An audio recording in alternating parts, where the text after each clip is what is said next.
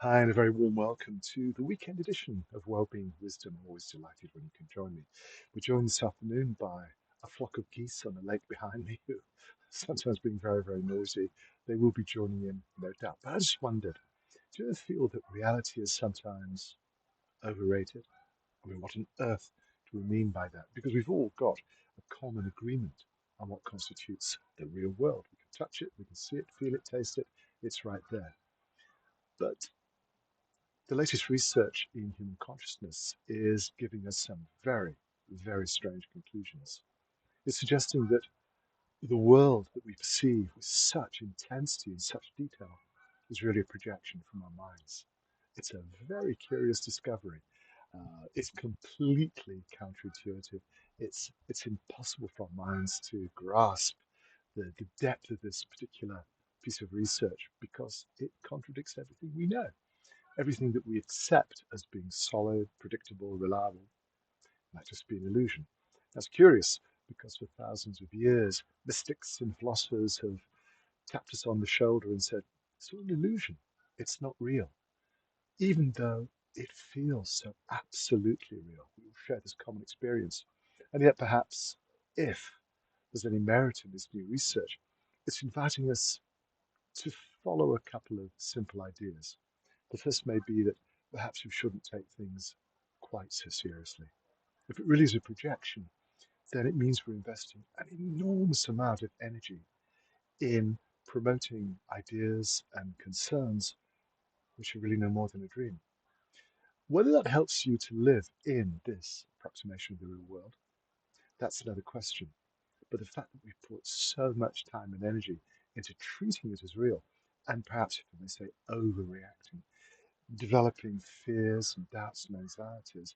And for the most part, it's completely wasted. It's an inappropriate use of our energy. If we are using our minds to project this fantastic version of the world, perhaps this is also an invitation for us to learn to project something a little more worthwhile, a little more uplifting, a little more positive. We're perceiving it, but in reality, we are projecting it. It's been said for thousands of years, but the way that we perceive other people is really just an extension of what's in our hearts. And as we learn perhaps to peel away some of these layers of perception to get a more direct connection with who we are, it helps us to perhaps develop a different kind of relationship to the people we bump into, the people who are perhaps very close to us.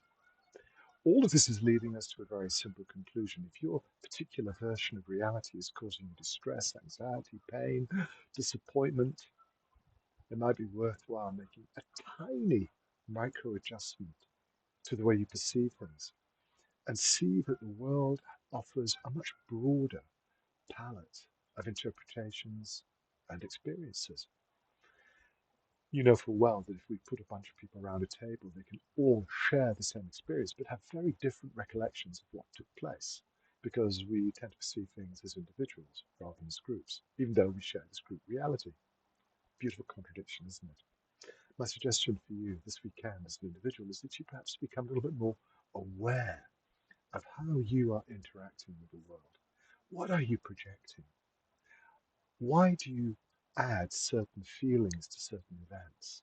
Why do we have these conditioned reflexes rather than taking a step back and considering how we are creating the illusion, how we are projecting our thoughts and feelings out onto the world and the people around us all the time?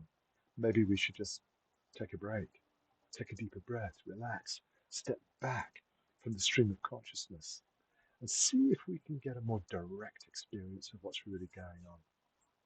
In many ways, this has been the core theme of many great philosophies and traditional values that have occupied humans really for thousands of years.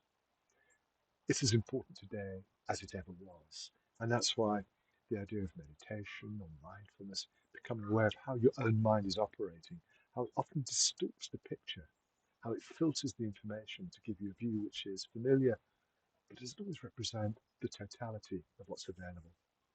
Our lives can be transformed just by making these very subtle, tiny adjustments to our perception. The result can be a happier, healthier, and certainly a more fulfilling way of experiencing not just the world, but also the experience with who we are. I'd love to know what you think about this. It's a simple idea. It is a commonality we all share, and therefore the potential is pretty much open to all of us. Let me know what you think. And in the meantime, I'm very grateful for the geese for keeping quiet just for a couple of minutes. May I wish you a wonderful weekend. I'm back with you again next week.